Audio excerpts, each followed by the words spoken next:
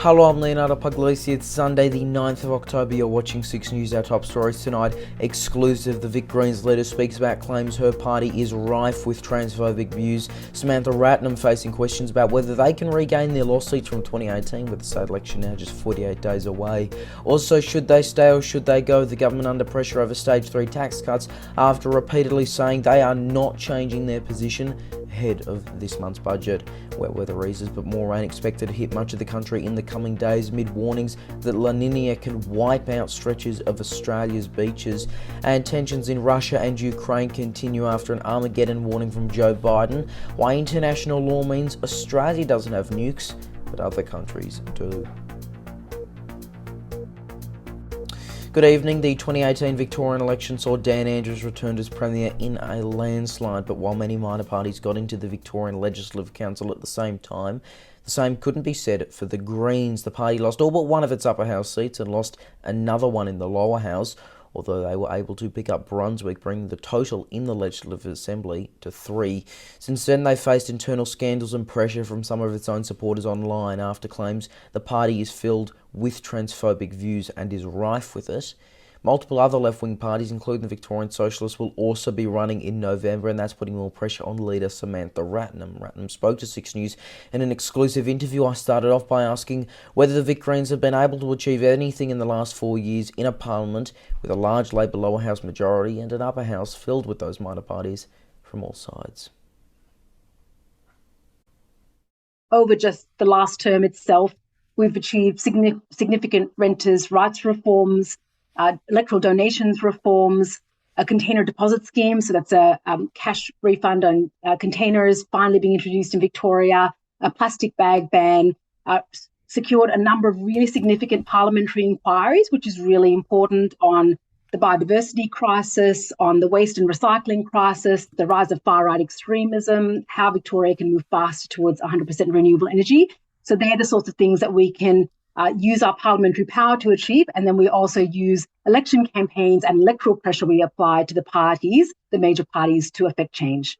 I want to go back to 2018 though, because it was a really interesting election in all houses and on all issues, where you did actually lose quite a few of your MPs. Now your party has, I think in a review, I think it was released in early 2019, you've blamed preference deals for that. There's been blames for Labor trolls. There've been blames on mainstream media coverage.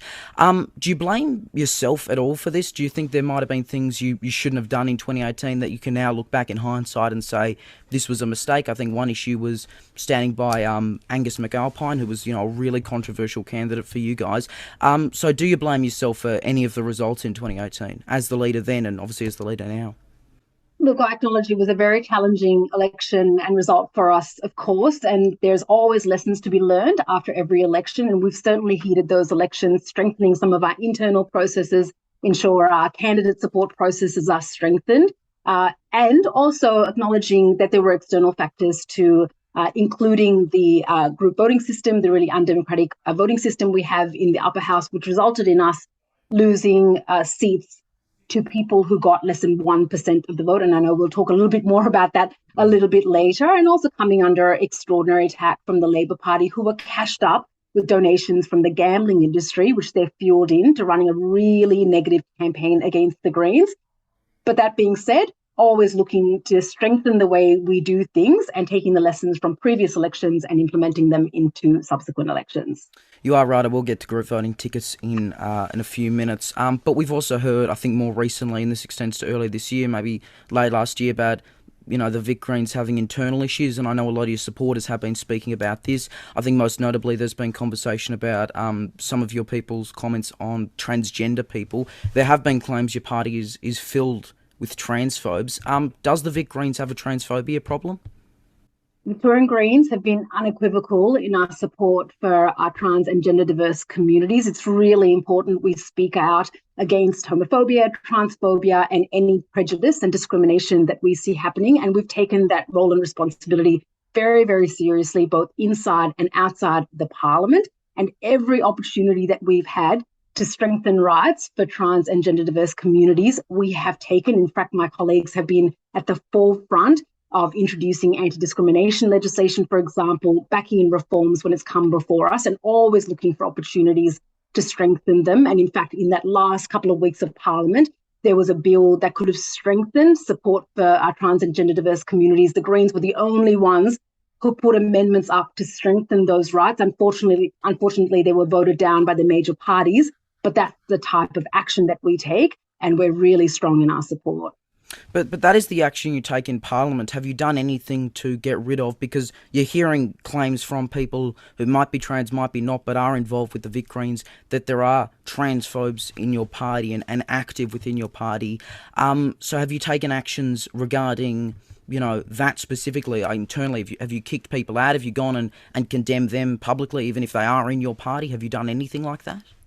Look, I think one of the most important things here is about the leadership we show on these issues. And the Greens have been at the forefront of ensuring that rights and protections for our trans and gender diverse communities are at the forefront of everything that we do. And our track record speaks to that, from our policy positions, which are positions agreed to by our membership. And that speaks to how our membership feels about those issues. We have some of the strongest policies because our membership wants our policies to be strong in support of our trans and gender diverse communities. And then we take those policies and enact them through our parliamentary levers, our election campaigning, and our track record speaks volumes about our really strong, unequivocal support for trans and gender diverse communities. Now, after all this, and I don't just mean comments about trans people from some in the party, but I know you've also had other topics internally that have been on discussion, like on social media. I think there were reports recently the Vic Greens have now disallowed anyone who's been a member for less than a year from voting in pre-selections, which has not gone down well with some supporters. Why would someone on the left, after all this, might be discontented with Labor, might have voted for the Greens at the federal election? Why would they vote for you over a similar left-wing party like, Reason, the Vic Socialists, Animal Justice? Well, I think you have to start with the issues confronting Victorians. When it comes to this Victorian state election, some of the biggest issues bearing down upon us are issues like climate change. We might be in October, but we're already being given flood warnings, fire warnings in the months ahead. You look at what's happening overseas, climate change is here, and it's really important that every level of government acts now.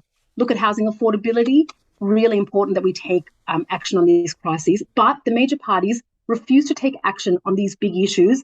One, because they've been so co-opted and compromised by huge donations flowing in from big corporations, whether that's the fossil fuel industry, the gambling industry, the property development industry, that keeps stymieing real transformative action. So only the Greens are putting these big, bold ideas for change that could impact and benefit Victorians on the agenda this election. And that's why it's really important we get more Greens elected to the next Victorian Parliament.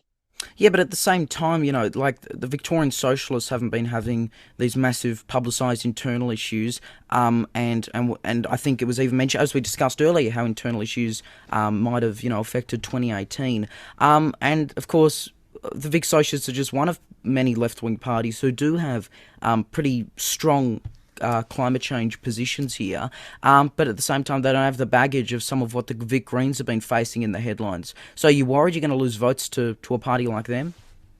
Well, I think we have to go back to, most importantly, the will of voters. So everyday Victorians in the lead up to the state election, and the issues they care about, and what kind of action they want taken, and which candidates they will support for that type of action. And what we've seen at the federal election, when we achieved a record high vote for the Greens in Victoria, speaks to people starting to change how they vote because they like what the Greens have to offer.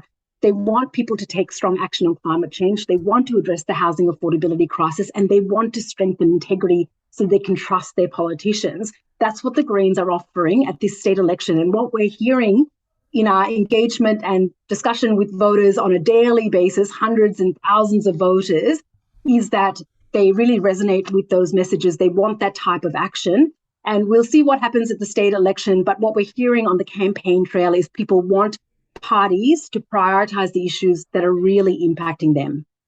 Now, I think the other thing is, was we touched on earlier, we do have the group voting ticket system here in the upper house now. Don't need to explain exactly how that works. We've got coverage on that elsewhere, which people can check out. But you have been pretty strongly opposed to it. Might be the strongest opposition to it from parties running in this election. Why is that? Look, this is the most undemocratic voting system that we have now anywhere across the country. So Victoria is the last state anywhere in Australia to have this system of voting for our upper house. The federal parliament changed that system a few years ago.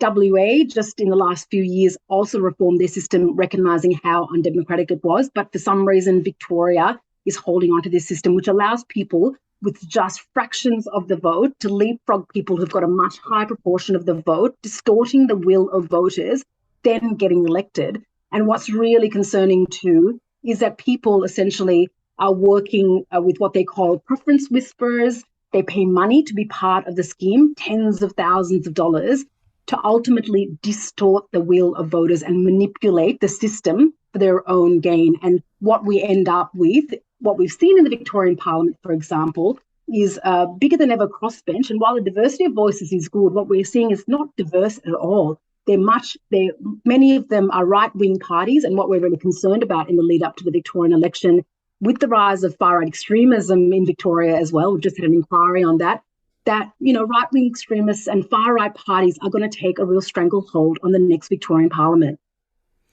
Does the current system not help you, though? Like, I mean, in 2006, when we had these big upper house voting changes, you went from 0 to 3 seats. I think the major parties lost quite a few. I think Labor itself lost 6 in the upper house in 2006. I understand your opposition to, obviously, the preference whispering, Glenn Drury, we can name him. But the voting system, without that preference whispering, surely it would help you. Well, what we're talking about with those changes in 2006 was moving to a proportional system, which is much more democratic. It represents the will of the voters in a much more representative sense. But the holding on to group voting tickets is one add-on to that system, essentially, which is really holding the system from being truly representative of the will of voters. And you just have to look at the results from the last election, where some people got 12 to 14% of the vote, were just 1 to 2% away from a quota, which is what elects you in the upper house. They were beaten by people with 0.6 of the vote, 0.6% of the vote, 1%, 2%. So really distorting the will of voters, which I think is the real crux of the issue here, which is, are our parliaments representative of what voters want? And if the system is distorting that and is being manipulated and exploited, then it's time to reform the system. And so are you, because I think it's fair to assume you're not going to be working with Glenn Drury here, are you planning any preference blocks with parties similar to you, as we named them earlier, Reason, Animal Justice, Fix Socialists? Are you planning those preference blocks?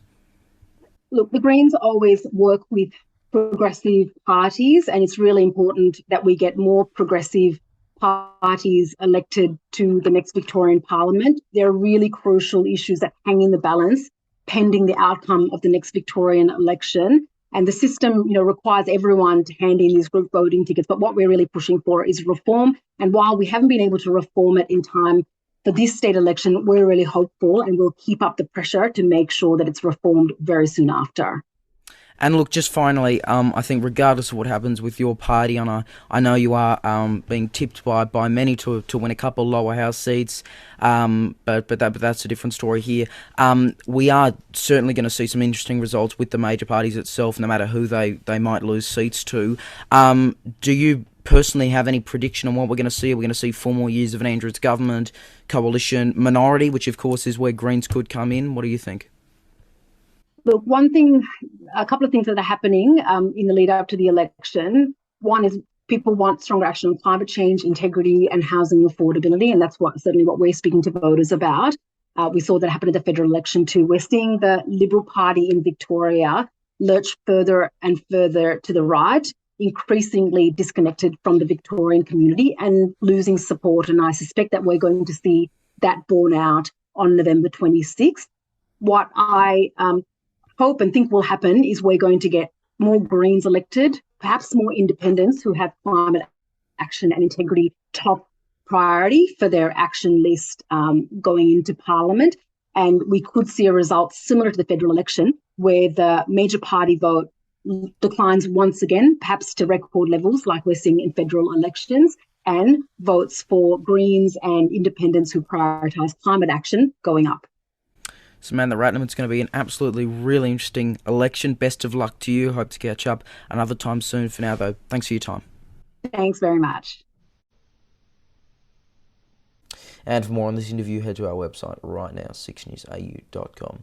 Staying with the Victorian election for a brief moment, we're also expecting more parties to be registered very soon. A total of 20 are now VEC registered, while 9 are unregistered. If all remaining parties are indeed registered and run, the total running will be a very large 29, which could even see double-decked ballot papers in the upper house. Also worth mentioning, Socialist Alliance are running in the form of 4 independent candidates that they've endorsed, and it's also been speculated Australia One will do the same. We have reached out to the latter for comment. Should they stay or should they go? The federal government is remaining under pressure over stage 3 tax cuts after repeatedly saying they are not changing their position ahead of this month's federal budget, which will be handed down by Treasurer Jim Chalmers. Amid pressure from Labor supporters, the Greens and other crossbenchers, calls to axe the cuts have grown, but there's also been calls for Anthony Albanese not to break an election promise by scrapping them. Reporter Austin Pollock breaks it all down. From 2019 doing is standing firm with regard to our position on stage 3 to 2022. When it comes to the stage 3 tax cuts, our position hasn't changed. Labor has maintained a fairly consistent position on stage 3 tax cuts. There's no change to our policies. There's no change to our policies. There is no changes to our policies that were initially proposed by the coalition government. When in opposition, the party committed to the tax cuts, which were already legislated and don't come into effect until 2024. But since then, the Australian and global economic situation has been hit hard by the COVID-19 pandemic, and some say it's time to rethink the cuts. The Greens, Jackie Lambie Network and David Pocock are just some of those calling for them to be scrapped, while many Labor supporters are also calling for Anthony Albanese to backflip on the cuts. Lambie supported them when they were introduced in the previous parliament, but now confesses she made a mistake and is calling for them to go. The coalition says Labor would be breaking an election promise by getting rid of them. It's clear that there is a huge divide within the government. Treasurer is trying to find a slippery path out of the tax cuts. Ahead of Treasurer Jim Chalmers' budget, which will be delivered later this month. What we are going through right now is the challenge of framing a budget in incredibly difficult economic circumstances. Austin Pollock, 6 News. The trial of the man accused of raping former Liberal staffer Brittany Higgins will return tomorrow. Ms Higgins alleged she was raped by then-colleague Bruce Lerman in March 2019, something Lerman denies. She told the court she deleted material from her phone prior to submitting it to police because she wanted to simply, quote, purge the horrible parts of my life. The Guardian also reporting she was worried about the flow of information to Peter Dutton, the then Home Affairs Minister. The trial is expected to run for another 5 weeks. Wet weather has begun to ease, but more rain is expected to hit most of the country in the coming days. It follows that warning that La Nina can wipe out stretches of Australia's beaches ahead of what is likely to be a pretty rainy summer for many. Reporter Liggett Holmes has more. After a weekend of flooding, conditions are expected to ease across much of the nation in the coming days. But it doesn't look like the rain will stop. We have pre-positioned resources right across New South Wales, particularly in those western parts. Authorities have been on high alert over heavy rain and winds, providing free sandbags from some areas in New South Wales at risk. Parts of Queensland and Victoria have also been affected, while the Bathurst 1000 weekend has seen crash after crash as a result of the rain. The conditions come after officials warned of a wet summer around the nation, and fear stretches of Australia's beaches could be wiped out. It is expected the rain will ease, but still be seen. Sydney and Melbourne both set to have showers later in the week. In the west, Perth is expected to remain sunny, while in the north, Darwin is facing a chance of showers with clouds throughout the week. Lincoln Holmes, 6 News. We will have tomorrow's national weather forecast in just a few minutes.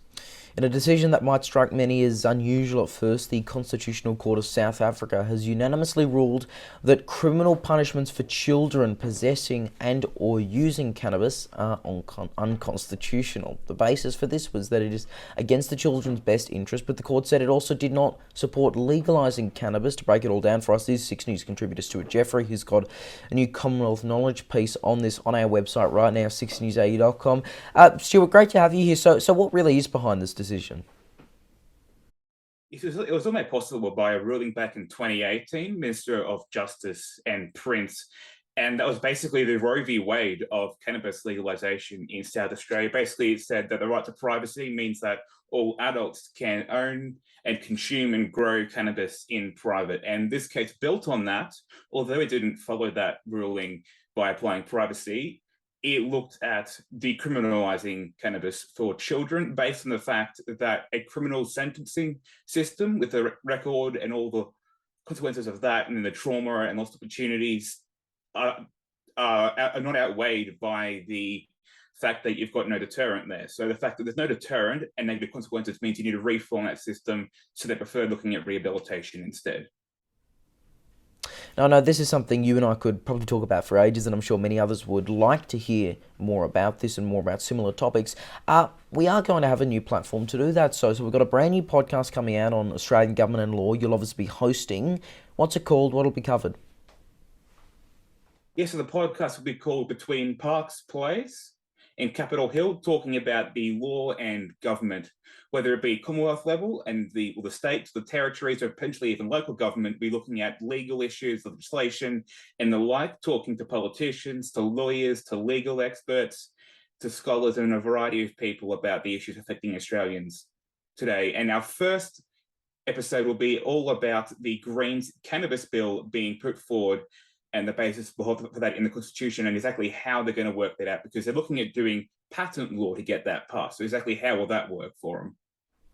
So I've got that name there, Between Parks Place and Capitol Hill, but of course the big question, when will it be out and where can we listen to it? Yes, we already have Commonwealth Knowledge, which happens on Saturday night, so this will be the opposite of that, halfway through the week after that. So we're looking at potentially a Tuesday upload for this podcast. In any way you can listen to the podcast, you'll find it, and potentially also doing a video upload only for our Patreons. Really looking forward to this. Stuart Jeffrey, thank you. Thank you. Now taking a look at what's making news on 6NewsAU.com right now, and another edition of Commonwealth Knowledge is out. As tensions in Russia and Ukraine continue after an Armageddon warning from US President Joe Biden, a look at why international law means Australia doesn't have nuclear weapons, but other countries do, coming down to two main factors: geopolitical reasons and the United Nations. You can check that piece out. Plus, one of Australian political law, Ozpol, Twitter's biggest users, has labelled hot mic comments from ABC host David Spears a slur against social media users like her. Belinda Jones, who has regularly criticised Spears in the past, spoke to 6 News about the comments that appeared to be accidentally shown on a replay of Insiders on ABC iView. She's called them a slur and said that'd be like saying all women, Jewish people, or people from France were bad. And we've updated our page on the Victorian election candidates website. New candidates announced. Majority seem to be coming in from the Freedom Party Victoria, the currently unregistered Australian Federation Party, the Greens and the Animal Justice Party. The latter two set to run in all 88 lower house seats and 8 upper house regions. So, of course, check those out right now.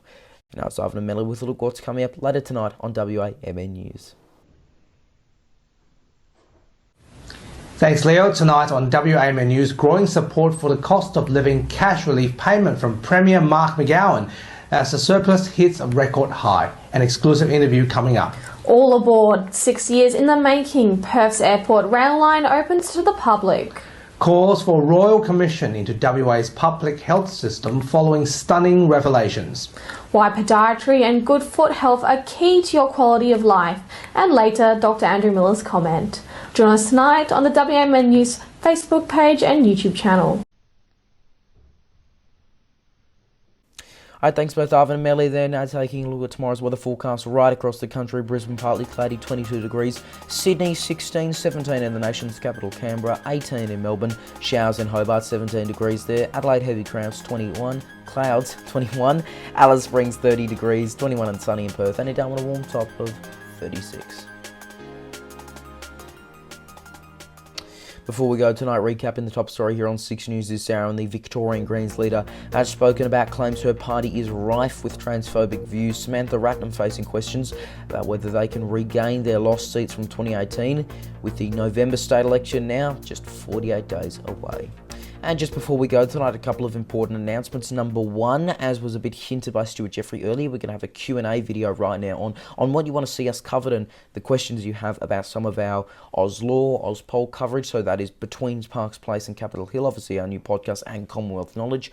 You can ask questions on social media, in the comments, wherever, and we will answer them live on Spin Check Live. That being said, Spin Check Live will be back this Thursday after a few technical issues, so that confirms that. But we're also going to have a Spin Check special the week after, so that's on October 20. Roma McKinnon, our political editor, will be looking at how the media played a role in the federal election and how they covered it. We're speaking to a number of people, including Seven's political editor, Mark Riley. So that's a piece about 5-6 months in the making, in fact, so do check that out when that is out. And we can also confirm that for the Victorian election, we've already got plenty of coverage right now, but Victoria Decides live election night coverage will be happening from 6 p.m. Eastern Daylight Time on Saturday, November 26th, so that'll be huge. We obviously did federal election coverage when the results seem to be decided 2-3 hours in, but this could take a lot longer, so we will have to wait and see on that, so do check that out. Of course, 24/7 election coverage already on our website right now, SIXNewsAU.com. And that is 6 News for this Sunday evening. You can stay up to date with all the latest headlines by heading to our website, SIXNewsAU.com, and by following us on social media, Facebook, Twitter, Instagram, TikTok, and LinkedIn. Just search 6 News AU to find us. Help keep us independent as well by donating just $4 a month and receive exclusive benefits. Patreon.com/6NewsAU. I'm Leonardo. Thanks for your company. Good night.